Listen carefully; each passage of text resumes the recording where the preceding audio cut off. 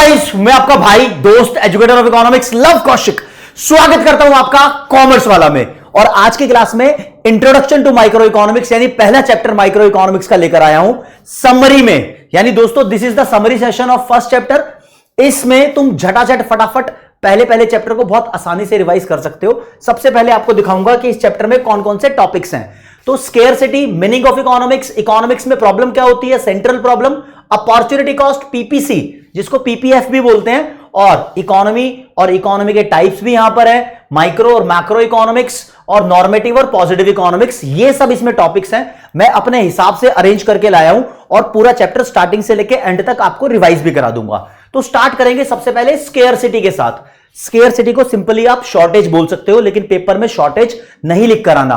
आपको बोलना है स्केर्सिटी वो सिचुएशन होती है जहां पर डिमांड फॉर रिसोर्सेज ज्यादा होती है, मोर होती है as compared to their supply even at zero price level. चाहे चीजें फ्री में भी बट रही हो, जब डिमांड ज्यादा है सप्लाई कम है तो लगता है किसी चीज की कमी है। तुमने पापा से 10,000 रुपए मांगे बर्थडे पार्टी के, पापा ने दे दिए 1,000 रुपए, तो 9,000 रुपए की स्केर्सिटी हो गई ना। कहीं कहीं पर पानी की स्केर्सिटी होती है, किसी किसी इंसान में खून की स्केर्सिटी होती है, कहीं कहीं दिलेरी की भी स्केर्सिटी होती है। ओके, सेकंड टॉपिक पे चलते हैं। This is the meaning of economics. Economics के बहुत सारे मीनिंग है, सभी अलग अलग इकोनॉमिस्ट ने अलग अलग डेफिनेशन दी है। जैसे कि father of economics Adam Smith बोलते हैं economics is the study of wealth. लेकिन आप बेसिक डेफिनेशन याद रखो, स्केर्सिटी से रिलेटेड है। Economics is making choices in the presence of scarcity. जब हमारे पास स्केर्सिटी होती है, शॉर्टेज होती है चीजों की, रिसोर्स की, फंड्स की, तो जो हम डिसीजन लेते हैं उस डिसीजन मेकिंग प्रोसेस को इकोनॉमिक्स बोलते हैं। जब पापा ने 10,000 रुपए की, आपने बोला पापा को 10,000 रुपए दे दो बर्थडे पार्टी के लिए, पापा ने आपको 1,000 रुपए दे दिए, आपके पास स्केर्सिटी हो गई फंड की, तो आप डिसीजंस बदलोगे, आपको पार्टी चेंज करनी पड़ेगी, खाने का मेन्यू चेंज करना पड़ेगा, दोस्त कम इनवाइट करोगे। तो ये पूरी सिचुएशन इकोनॉमिक्स है। ऐसा ही सरकार करती है। सरकार को लगता है कि 1 करोड़ रुपया टैक्स का आएगा, डिमांड है सरकार की मान लो, लेकिन सरकार को अगर पब्लिक ने कम टैक्स जमा कराया, मान लो 60 लाख रुपए जमा कराया, तो सरकार के पास 40 लाख रुपए की स्केर्सिटी हो गई। अब सरकार यहां पर सोचेगी यार सड़क कम बनवाएंगे, हॉस्पिटल स्कूल पे खर्चा कम होगा, या जैसे भी सरकार इसको पूरा मैनेज करेगी, जो डिसीजन लेगी, this decision making, choice making is called economics basically. अब इकोनॉमी के अंदर सबसे बड़ी प्रॉब्लम होती है दोस्त, प्रॉब्लम ऑफ चॉइस। जी हां, इसको ध्यान रखो, problem of choice is the main economic problem. कभी भी क्वेश्चन में आए सबसे बड़ी प्रॉब्लम क्या है, प्रॉब्लम ऑफ चॉइस। और इसके ऊपर क्वेश्चन बहुत बार एग्जाम में आ रखा है, देखो जी लिखा भी हुआ है, इकोनॉमिक प्रॉब्लम सबसे बड़ी क्या है, प्रॉब्लम ऑफ मेकिंग चॉइस।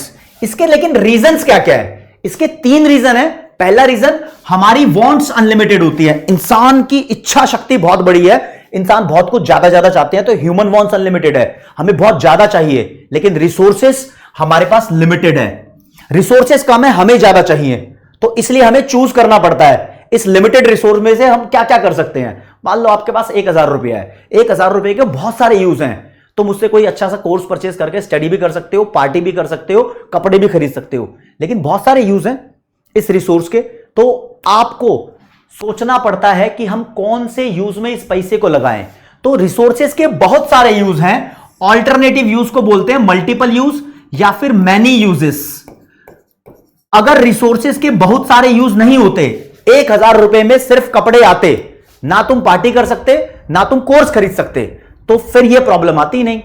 तो हमारे पास 3 रीजन है दोस्तों। स्टार्टिंग के 2 रीजन को मिलाकर स्केर्सिटी अपने आप में एक रीजन बन जाता है। यानी पेपर में क्वेश्चन आएगा what are the causes of arising economic problem, तो आप ये 3 पॉइंट लिखो, पूरे नंबर मिल जाएंगे। आप चाहो तो 2 पॉइंट लिख सकते हो, पहला स्केर्सिटी और दूसरा रिसोर्सेज हैव ऑल्टरनेटिव यूज, तो भी आपको पूरे नंबर मिल जाएंगे। स्केर्सिटी को हालांकि बोल देते हैं 1 नंबर के एमसीक्यू में कि scarcity is the root cause of economic problem. बड़ा रीजन यही है, जड़ से, रूट का मतलब जड़ से, एकदम मेन रीजन यही है। चलो जी, ये वाला टॉपिक भी खत्म हो गया। अब आते हैं अपॉर्चुनिटी कॉस्ट क्या होता है।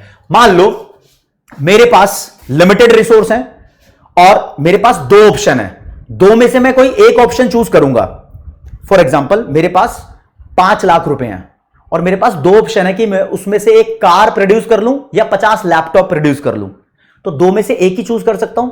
जो चूज कर लिया वो ठीक है, जो नहीं किया उसको मिस करूंगा कि मैंने उसको पाने की अपॉर्चुनिटी मिस कर दी, तो जिसको मैंने पाने की अपॉर्चुनिटी मिस कर दी, यानी जो मैंने नहीं चूज किया, उसकी वैल्यू को बोलते हैं अपॉर्चुनिटी कॉस्ट। यानी अपॉर्चुनिटी कॉस्ट का मतलब हो गया मेरे रिसोर्सेज में जो सेकंड बेस्ट यूज बचा है उसकी वैल्यू, क्योंकि फर्स्ट वाला तो मैं चूज कर लेता हूं। अगर मान लो मेरे पास दो ऑप्शन है कि भाई पर डे 10,000 रुपीज अर्न करूं या पर डे 9,000 रुपीज अर्न करूं, तो मैंने अगर ये चूज कर लिया तो बचा कौन, ये बचा ना, इसकी वैल्यू को बोलेंगे अपॉर्चुनिटी कॉस्ट। तो 9,000 अपॉर्चुनिटी कॉस्ट हो गई। प्यारी सी डेफिनेशन लिखी हुई है, it is the value of second best alternative use of a commodity. Commodity या फिर रिसोर्स, कुछ भी लिख सकते हो। रिसोर्स के बहुत सारे यूज होते हैं, उसमें से आप एक चूज कर लेते हो, जो बच जाते हैं उसमें जो सबसे बेस्ट है, यानी बहुत सारे में मैंने मान लिया यहां पर दो यूज है, एक चूज कर लिया, जो बच गया वो अपॉर्चुनिटी कॉस्ट है। आप ध्यान रखना, ये वैल्यू लिखना बच्चे भूल जाते हैं। आप सेकंड बेस्ट लिखो या नेक्स्ट बेस्ट लिखो, कोई फर्क नहीं पड़ता, नंबर पूरे मिलेंगे। ठीक है जी। अगला यहां पर टॉपिक आता है सेंट्रल प्रॉब्लम्स का। हमारी इकोनॉमी को 3 सेंट्रल प्रॉब्लम फेस करनी पड़ती है। 3 सेंट्रल प्रॉब्लम, इन्हें problem of allocation of resources भी बोलते हैं। एलोकेशन का मतलब होता है लगाना, मैं अपने इकोनॉमी के रिसोर्स कहां लगाऊं, कहां पर यूज करूं। तो इससे रिलेटेड मेरे पास 3 प्रॉब्लम्स है। पहली है व्हाट टू प्रोड्यूस, कौन सी कॉमोडिटी का प्रोडक्शन करूं, चॉइस की प्रॉब्लम है। भाई लाखों गुड्स हैं एक देश के अंदर प्रोड्यूस करने के लिए, किसका प्रोडक्शन करूं, ठीक है।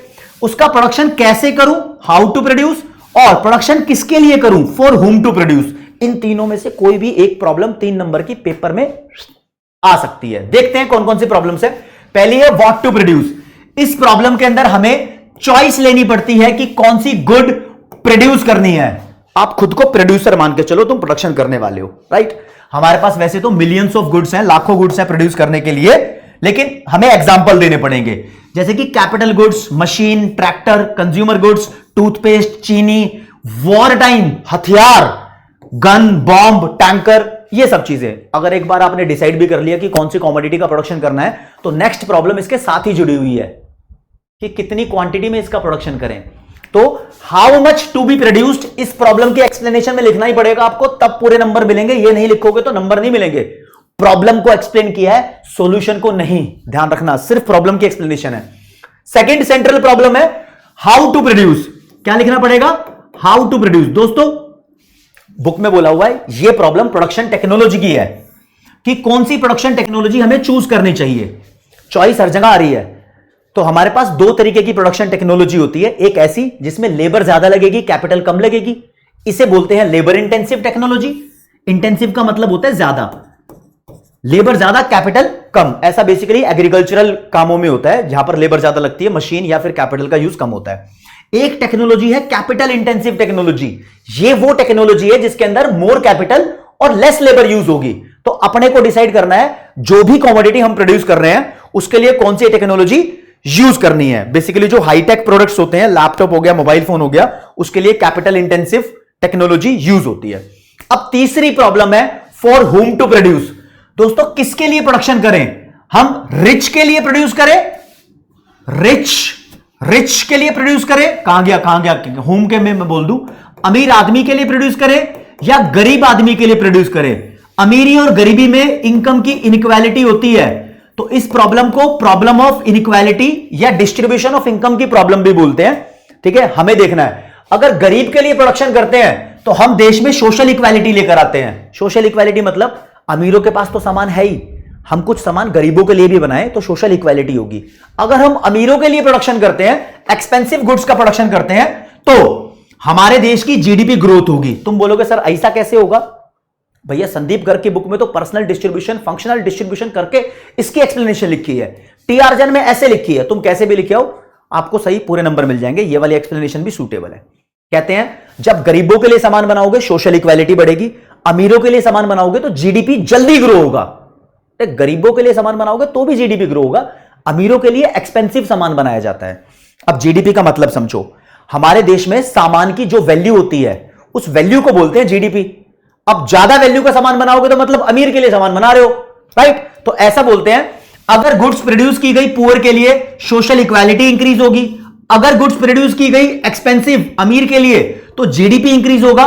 तो we have to make choice कि हम इन दोनों में से किसको चूज करें, सोशल इक्वालिटी या जीडीपी ग्रोथ को। तो बैलेंस बना के चलना पड़ता है, लेकिन प्रॉब्लम ही एक्सप्लेन करनी थी, यहां पर यह प्रॉब्लम एक्सप्लेन हो जाती है। इसके बाद भाई साहब टाइप्स ऑफ इकोनॉमिक्स करेंगे दोस्त। एक होती है माइक्रो इकोनॉमिक्स, एक होती है मैक्रो इकोनॉमिक्स। माइक्रो इकोनॉमिक्स को हम प्राइस थ्योरी भी बोलते हैं, इसका दूसरा नाम है, यहां लिखा नहीं है।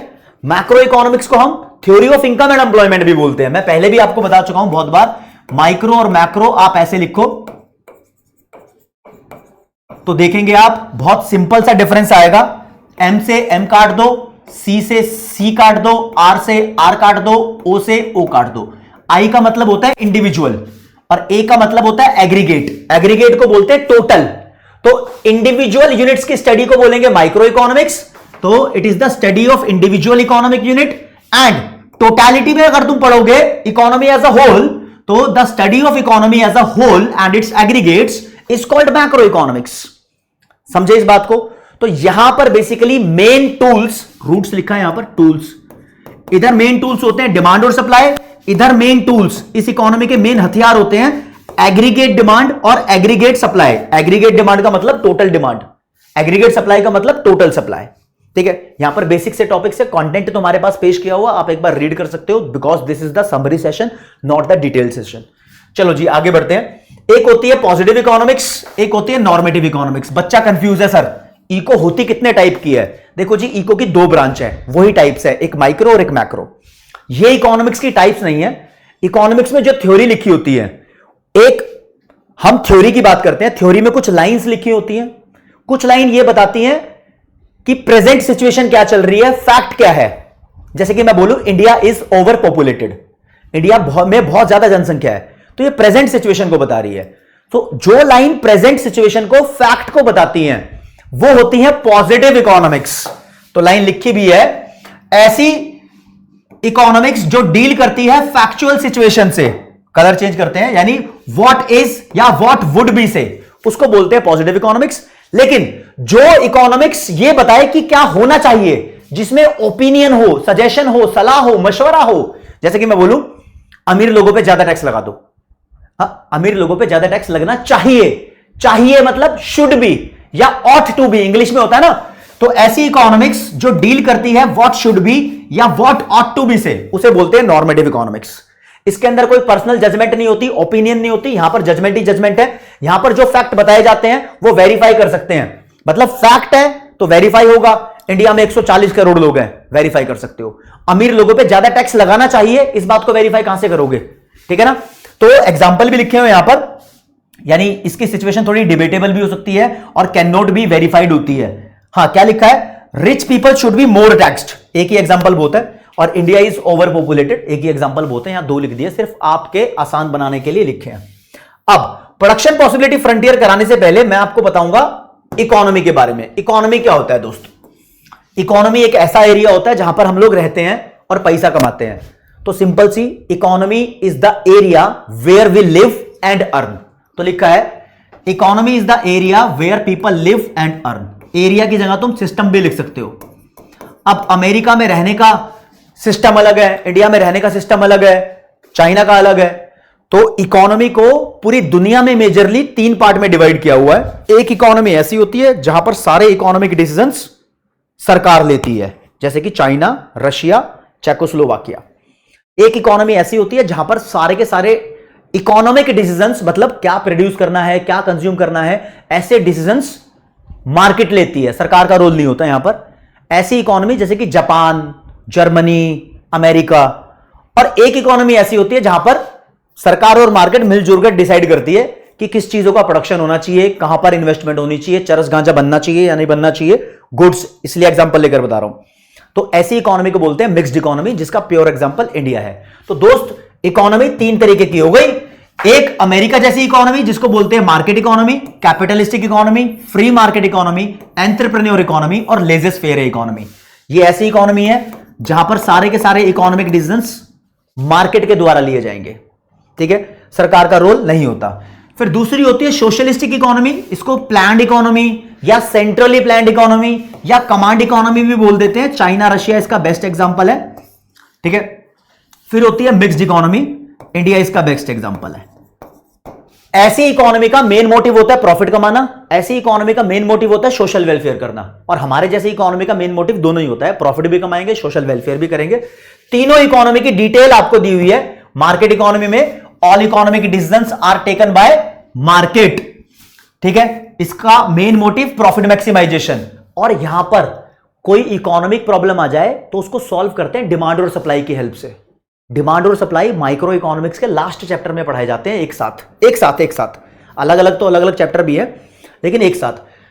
डिमांड और सप्लाई से जब यहां की इकोनॉमिक प्रॉब्लम को सॉल्व करेंगे तो उस सॉल्व करने के मेथड को बोलते हैं प्राइस मैकेनिज्म। प्राइस मैकेनिज्म से क्वेश्चन आ सकता है। तो प्राइस मैकेनिज्म क्या होता है? It refers to the system of solving economic problem through demand and supply. बस, ठीक है जी। अगला है प्लान्ड इकोनॉमी। ऐसी इकोनॉमी होती है जहां पर all economic decisions are taken by central government. बच्चा पूछेगा सर ये इकोनॉमिक डिसीजंस क्या होते हैं? इकोनॉमिक डिसीजन वो डिसीजन होते हैं जो पैसों से रिलेटेड होते हैं। मतलब क्या प्रोड्यूस करना है, पैसा लगेगा प्रोडक्शन में। क्या कंज्यूम करना है, पैसा देना पड़ेगा कंजम्पशन में। का इन्वेस्टमेंट करनी है, इन्वेस्टमेंट करने में पैसा ही है, ठीक है। यहां पर इकोनॉमिक प्रॉब्लम सॉल्व होती है सेंट्रली प्लान्ड अथॉरिटी के द्वारा। यहां पर नेताओं का एक ग्रुप बनता है, एक प्लानिंग अथॉरिटी बनती है, वो on the basis of planning central problems को सॉल्व करते हैं। Main motive social welfare. China, Russia, Czechoslovakia, Cuba, ये सब इसके एग्जांपल है। और दोनों को मिला दो तो इंडिया यानी मिक्स्ड इकोनॉमी। यहां पर इकोनॉमिक डिसीजंस दोनों के द्वारा लिए जाते हैं, both market and government. Economic problem दोनों तरीके से सॉल्व की जाती है, गवर्नमेंट भी करती है, मार्केट भी करती है। मार्केट प्राइस मैकेनिज्म से करेगी, गवर्नमेंट सेंट्रली प्लान्ड अथॉरिटी से करेगी, जो कि हमारे देश में है NITI Aayog, centrally planned authority है। और इसका motive profit maximisation, social welfare दोनों होता है। एग्जांपल ये रहा। वैसे एनसीईआरटी अगर उठाकर देखोगे तो वहां पर इकोनॉमी के दो टाइप हो रहे हैं। कहते हैं एक होती है सिंपल इकोनॉमी, एक होती है कॉम्प्लेक्स इकोनॉमी। सिंपल इकोनॉमी वो इकोनॉमी होती है जिसमें एक ही टाइप के प्रोडक्ट बनाए जाते हैं, पूरे देश में वन वैरायटी ऑफ प्रोडक्ट मिलेंगे। लेकिन ऐसी इकोनॉमी जहां पर वैरायटी ऑफ प्रोडक्ट्स मिलेंगे बहुत सारे, उसे बोलते हैं कॉम्प्लेक्स इकोनॉमी। आज के टाइम में कोई भी इकोनॉमी सिंपल नहीं है, हर देश में मल्टीपल तरीके के प्रोडक्ट्स मिलते हैं, तो हर देश कॉम्प्लेक्स इकोनॉमी है। तो ये कॉम्प्लेक्स इकोनॉमी के ही तीन टाइप मान लो जो बताए हैं मैंने आपको, ठीक है। चलो जी, अब आ गया आपका the famous production possibility curve या प्रोडक्शन पॉसिबिलिटी फ्रंटियर। दोस्तों देखो, ये मैं बनाऊंगा। प्रोडक्शन पॉसिबिलिटी फ्रंटियर ऐसा दिखाई देता है। इधर लिखते हैं एक कमोडिटी जिसको मैंने एक्स बोल दिया, इधर लिखते हैं दूसरी कमोडिटी जिसको मैंने वाई बोल दिया। अब दो गुड्स के प्रोडक्शन के अलग अलग कॉम्बिनेशन इस पर दिखाई देते हैं। तो एक ऐसा कर्व जो दो गुड्स के प्रोडक्शन के अलग अलग कॉम्बिनेशन दिखाए, उस कर्व को बोलते हैं production possibility curve, production possibility curve या प्रोडक्शन पॉसिबिलिटी फ्रंटियर। इसको ट्रांसफॉर्मेशन कर्व भी बोलते हैं। ग्रेजुएशन में जाओगे तो इसको प्रोडक्शन पॉसिबिलिटी बाउंड्री भी बोलते हैं। आसान डेफिनेशन है, it is a curve showing different combinations of production of two goods. दो गुड्स के प्रोडक्शन के अलग अलग कॉम्बिनेशन शो कर रहा है out of given resource and constant technology. यानी हमने अज्यूम किया है कि हमारे रिसोर्स कांस्टेंट है और टेक्नोलॉजी भी कांस्टेंट है, ये नहीं बदल रहे, ठीक है। और थोड़ा डिटेल में जाते हैं, समरी सीरीज है तो इसका मतलब ये नहीं कि बिल्कुल भी डिटेल में नहीं जाएंगे। ले लो, अच्छी डिटेल ले लो। लो जी, एक प्रोडक्शन पॉसिबिलिटी कर्व ड्रॉ करता हूं यहां पर। देखो दोस्तों, ये प्रोडक्शन पॉसिबिलिटी कर्व ऐसे गिर रहा है, तो ऐसे गिरते हुए प्रोडक्शन पॉसिबिलिटी कर्व को बोलते हैं डाउनवर्ड स्लोपिंग। अब इसमें एक खास बात है, इसका कोई भी पॉइंट पकड़ लो, मान लो ये पकड़ लिया, ये बोलता है y का प्रोडक्शन इतना होगा, x का इतना होगा। अगर तुमने किसी वजह से x का प्रोडक्शन बढ़ाने की कोशिश की तो y का प्रोडक्शन कम हो जाएगा। तो पीपीसी बोलता है एक का प्रोडक्शन बढ़ाओगे तो दूसरे का प्रोडक्शन कम हो जाएगा, और एक का कम करोगे तो दूसरे का बढ़ जाएगा। तो प्रोडक्शन पॉसिबिलिटी कर्व की फीचर्स पढ़नी है आपको। पहली फीचर है कि ये डाउनवर्ड स्लोपिंग होता है। क्यों? क्योंकि एक का प्रोडक्शन बढ़ाने से दूसरे का प्रोडक्शन कम हो जाता है। दूसरी फीचर बताता हूं, देखो जी, जो कर्व ऐसे होते हैं इसे बोलते हैं कॉनकेव टू ओरिजिन। इसके दोनों मुंह ओरिजिन को घेरने के चक्कर में है, जैसे केकड़े के डंक होते हैं। जो कर्व ऐसे होते हैं उसे बोलते हैं कॉन्वेक्स। जो कर्व ऐसे होते हैं उसे बोलते हैं स्ट्रेट लाइन। ना तो ये कॉनकेव है ना कॉन्वेक्स है। अब पेपर में क्वेश्चन भी आता है, कोई भी कर्व हो ऐसा वो तब होगा जब इसके स्लोप की वैल्यू बढ़ रही होगी। प्रोडक्शन पॉसिबिलिटी फ्रंटियर के स्लोप का नाम है मार्जिनल रेट ऑफ ट्रांसफॉर्मेशन इसको मार्जिनल अपॉर्चुनिटी कॉस्ट भी बोलते हैं। इसको ऐसे लिखते हैं, change in production of good y upon change in production of good x, या फिर ऐसे लिख दो, change in production of good y is to change in production of good x. अगर कोई पूछे एमआरटी की डेफिनेशन दो, तो it refers to change in production of good one due to change in production of good two. Divide के निशान को economics में ड्यू टू बोल देते हैं, ड्यू टू मतलब बिकॉज। अगेन रिपीट करता हूं, एमआरटी या फिर MOC, it is change in production of good one because of या due to change in production of good two. ऊपर डिक्रीज होने वाली चीज आती है, नीचे इंक्रीज होने वाली चीज आती है, बस इतना ध्यान रखना, वो समान आता है। ठीक है जी। अब जिस चीज का स्लोप बढ़ रहा हो, जैसे कि एमआरटी अगर बढ़ रही हो तो पीपीसी की शेप कॉन्केव होती है, एमआरटी अगर कम हो रही हो तो पीपीसी की शेप कॉन्वेक्स हो सकती है। एमआरटी ना बढ़ रही है ना कम हो रही है, ये कांस्टेंट है, तो पीपीसी की शेप स्ट्रेट लाइन होगी। अब सुनना जरा ध्यान से, पेपर में क्वेश्चन आता है, क्या पीपीसी कभी स्ट्रेट लाइन हो सकता है? आप बोलोगे यस हो सकता है। कब हो सकता है? जब एमआरटी कांस्टेंट हो। ये तो सिर्फ पीपीसी पढ़ा रहा हूं, या पीपीएफ बोल दो इसको। अलग अलग कर्व होते हैं, सबकी शेप उसके स्लोप पे डिपेंड करती है। स्लोप का मतलब शेप की वैल्यू होता है, mathematical value. Mathematical value, maths में एक वैल्यू कैलकुलेट करते हैं, उसका यहां पर कोई रोल मतलब ध्यान देने योग्य बात नहीं है। अब हमारे कोर्स में कौन सा पीपीसी है? हमारे कोर्स में ये वाला पीपीसी है। तो हमारा पीपीसी कॉन्केव होता है। जब पूछे कि आपसे पीपीसी की फीचर्स कौन कौन सी है, तो आप प्यार से बताओगे पीपीसी की दो फीचर है। एक तो पीपीसी डाउनवर्ड स्लोपिंग होता है, लेफ्ट साइड से राइट साइड तक। क्यों होता है ऐसा? क्योंकि एक का प्रोडक्शन बढ़ाने के चक्कर में दूसरे का प्रोडक्शन गिराना पड़ता है, ऐसा लिख देना। कॉन्केव होता है हमारा पीपीसी। कॉन्केव क्यों होता है? Because of increasing marginal rate of transformation, या एमओसी लिख देना, बस नंबर मिल जाएंगे। हमारे प्रोडक्शन पॉसिबिलिटी कर्व की कुछ अजम्पशंस है जो आपको ध्यान रखनी है, कि हमारे रिसोर्स लिमिटेड है, हम अपने रिसोर्स का पूरा पूरा इस्तेमाल करेंगे, फुलर यूटिलाइजेशन ऑफ रिसोर्स। इसको फुल एम्प्लॉयमेंट ऑफ रिसोर्स भी बोलते हैं, इसको कंप्लीट यूटिलाइजेशन ऑफ रिसोर्स भी बोलते हैं, इसको एफिशिएंट यूज ऑफ रिसोर्स भी बोलते हैं, और मेरे दोस्त इसको इकोनोमाइजिंग ऑफ रिसोर्स भी बोलते हैं। एक नंबर की डेफिनेशन आ रखी है पहले एग्जाम में, what is economising of resource? आप लिखोगे it means fuller utilisation of available resources, that's it. हम मान के चलते हैं हमारी टेक्नोलॉजी कांस्टेंट है, हम ये भी मानते हैं एमआरटी हमारी राइज कर रही है, सिर्फ इतने लिख देना, आगे की लाइन मत लिखना। और हम सिर्फ दो गुड्स के बारे में बात करते हैं, 3 4 5 या एक नहीं, ओनली 2 गुड्स के बारे में बात करते हैं। This is the assumption. और कोई पूछे कि पीपीसी शिफ्ट हो सकता है क्या? ये आजकल क्वेश्चन चल रहा है। हां भाई, ये प्रोडक्शन पॉसिबिलिटी कर्व यहां से खिसक कर यहां भी जा सकता है, राइटवर्ड शिफ्ट। राइटवर्ड शिफ्ट यानी इसका प्रोडक्शन भी बढ़ जाएगा, इसका भी बढ़ जाएगा, और ये पीपीसी कर्व शिफ्ट होकर पीछे भी आ सकता है, यानी दोनों का प्रोडक्शन करने की पोटेंशियल इकोनॉमी के अंदर कम हो जाएगी। रीजन क्या होते हैं? रीजन दो होते हैं। एक होता है चेंज इन रिसोर्सेस। अगर इकोनॉमी के पास रिसोर्स बदल जाए तो पीपीसी राइटवर्ड और लेफ्टवर्ड दोनों शिफ्ट हो सकता है। रिसोर्स इंक्रीज हो गए तो राइटवर्ड शिफ्ट हो जाएगा, रिसोर्स डिक्रीज हो गए तो लेफ्टवर्ड शिफ्ट हो जाएगा। अगर इकोनॉमी के पास रिसोर्स यानी माल ज्यादा आ जाए तो वो दोनों गुड्स का प्रोडक्शन ज्यादा कर सकती है, माल कम हो जाए तो दोनों गुड्स का प्रोडक्शन कम कर लेगी। ठीक है। दूसरा होता है चेंज इन प्रोडक्शन टेक्नोलॉजी।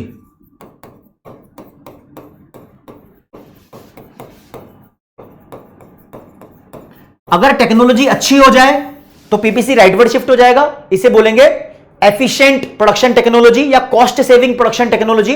अगर टेक्नोलॉजी बेकार हो जाए, ऑब्सोलीट हो जाए, इसे बोलेंगे इनएफिशिएंट प्रोडक्शन टेक्नोलॉजी, तो पीपीसी लेफ्टवर्ड शिफ्ट हो जाएगा। ये सिंपल मैंने करा दिया आपको। This is about the fast track revision. अब तुम्हारी हेल्प के लिए एक बात बता देता हूं, ये मैंने एक चार्ट दिया, आजकल एग्जाम में एप्लीकेशन क्वेश्चन आ रहे हैं, इनमें से कुछ भी लिखा हो पेपर में तो आप बता देना पीपीसी राइटवर्ड शिफ्ट होगा, इसमें से कुछ भी लिखा हो आप बता देना पीपीसी लेफ्टवर्ड शिफ्ट होगा, और इनमें से कुछ भी लिखा हो तो आप बताना पीपीसी में कोई शिफ्ट आएगा ही नहीं। तीसरा एक एक्सपोर्ट भी है, ये भी लिखा हो, बस इसको एक बार पढ़ लेना, रीड कर लेना। ये चैप्टर मेरी तरफ से पूरा का पूरा खत्म हो गया, पूरा कंटेंट आपको प्रोवाइड कर दिया है। अगर आप चाहते हो कि ऐसे चैप्टर आपको पूरा पूरा रिवाइज करा दूं, दिस इज रिवीजन सेशन। लेकिन दोस्त, अगर आप इस चैप्टर को डिटेल में करना चाहते हो, पूरा डिटेल में करना है, पूरे क्वेश्चन आंसर चाहिए, तो एक एक चीज मैंने प्रोवाइड कर रखी है। आप कॉमर्स वाला यूट्यूब चैनल पे या फिर यूट्यूब पे जाके लिख सकते हो, introduction to micro economics one shot, commerce वाला लव कौशिक, ऐसे लिख दो तो पूरा डिटेल में आ जाएगा। यह सिर्फ शॉर्ट रिवीजन है। शॉर्ट रिवीजन किसी किसी बच्चे को चाहिए होती है, उसके लिए बहुत इंपॉर्टेंट होती है, तो ये रिवीजन भी काफी है।